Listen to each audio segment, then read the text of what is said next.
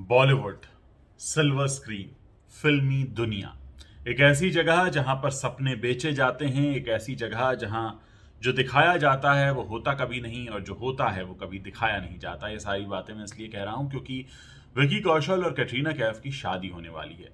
फिल्मों में तो आपने अक्सर देखा होगा कि एक बहुत अमीर घराने की लड़की किसी बहुत गरीब से लड़के से शादी कर लेती है, और ऐसा हमारी फिल्मों ने ही कई बार दिखाया है क्योंकि हमने अपने आसपास भी इतना कुछ होते हुए नहीं देखा।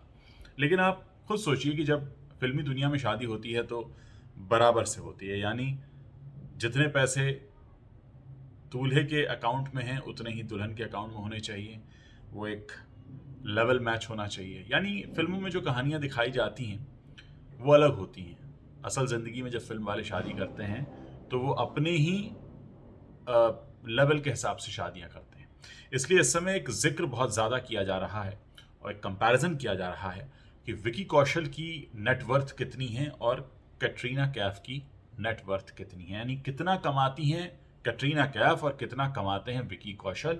वो बात अलग है कि कैटरीना कैफ अब अपने करियर के आखिरी दौर में है क्योंकि उनकी उम्र करीब 38 साल हो चुकी है और विकी कौशल का करियर अभी कहें तो शुरू ही हुआ है। लेकिन फिर भी ये ज़रूरी हो जाता है जानना कि दोनों की नेटवर्थ क्या है और दोनों कितना पैसा कमाते हैं।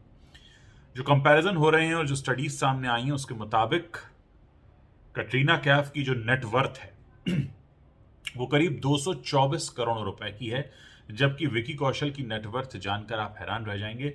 विकी कौशल की नेटवर्थ महज 25 करोड़ की है।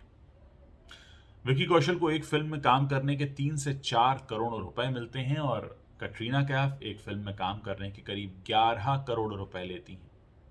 हाल ही में खबर यह भी आई थी कि ब्यूटी ब्रांड नायका में इन्वेस्ट किया था कटरीना ने करीब 4 करोड़ रुपया और उनको जो रिटर्न मिला वो करीब 24 करोड़ का था। तो ऐसा एक कंपैरिजन सामने आया है जिसमें साफ लग रहा है कि विकी कौशल न सिर्फ उम्र में कैटरीना से छोटे हैं बल्कि उनके जेब में आने वाली कमाई भी उनसे कहीं कम है। मीडिया रिपोर्ट्स बताती हैं कि 7 से 12 दिसंबर के बीच दोनों राजस्थान में रस्म रिवाज से शादी करेंगे और उससे पहले उनकी कोर्ट मैरिज भी हो जाएगी। हालांकि चुप्पी साधी गई है दोनों तरफ से और बहुत सारे लोगों को ये कहा गया है कि अगर आप शादी में आते भी हैं तो मोबाइल फ़ोन पर आपको सेल्फी लेना अलाउड नहीं होगा। अब कहा यह जा रहा है कि इनकी नेटवर्थ में काफ़ी फ़र्क है, यानी दोनों के स्टेटस में काफ़ी फ़र्क है। कटरीना ने 2003 में अपना करियर शुरू किया था और विकी कौशल को अभी आए हुए कुल 3 साल हुए। लग्जरी कारों की शौकीन है कटरीना और कैसा कहा जाता है उनके पास 4 लग्जरी कारें हैं। 2019 में उन्होंने फिल्म भारत की रिलीज से पहले रेंज रोवर खरीदी थी और उनकी इस कार की कीमत करीब 60 लाख रुपए बताई जाती है। इससे पहले उन्होंने एक ऑडी कार भी खरीदी थी। विकी कौशल, जिनकी नेटवर्थ कटरीना कैफ से 9 गुना कम है, उन्होंने 2015 में मसान से डेब्यू किया था और उस वक्त वो स्टार नहीं बने थे। उन्हें इंडस्ट्री में यूं कहें तो 6 साल हो गए, लेकिन पहचान बने हुए 3 साल हुए और अभी तक जो उन्हें पहचान मिली, उरी द सर्जिकल स्ट्राइक से पहचान मिली और कह सकते हैं कि उसके बाद वो स्टार बने। यानी मसान में आ तो गए थे लेकिन स्टार नहीं बने थे। और एक फिल्म का 3 से 4 करोड़ रुपया मिलता है उन्हें। ब्रांड एंडोर्समेंट करने जाते हैं तो 2 से ढाई करोड़ रुपया लेते हैं और उनकी झोली में इस समय जो फिल्में हैं गोविंदा नाम मेरा, द इमॉर्टल अश्वत्थामा और तख्त, ये ऐसी फिल्में हैं। और अब ये भी कहा जा रहा है कि शादी के बाद वो जिस घर में रहने वाले हैं विकी कौशल, उसका किराया वो करीब 8 लाख रुपया महीना देने वाले हैं। एक रेंटेड अपार्टमेंट उन्होंने ले लिया है।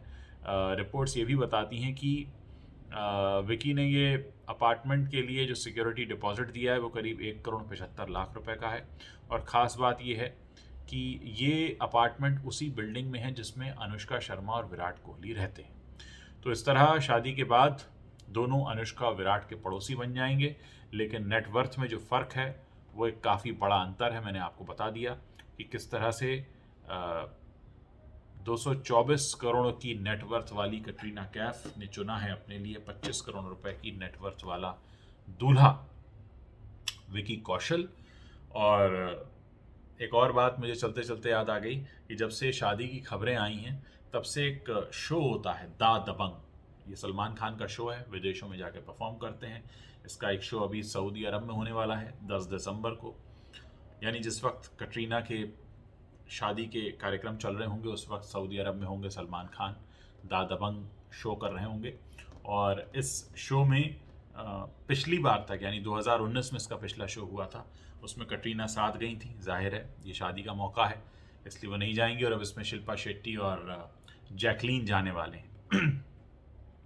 तो कुल मिलाकर मामला कुछ ऐसा है कि कैटरीना कैफ और विकी कौशल जब एक रिश्ते में बंधने जा रहे हैं तो दोनों के जो नेटवर्थ हैं उनमें काफ़ी कंपैरिजन हो रहा है। बहुत सारे लोग तमाम बातें शेयर कर रहे हैं।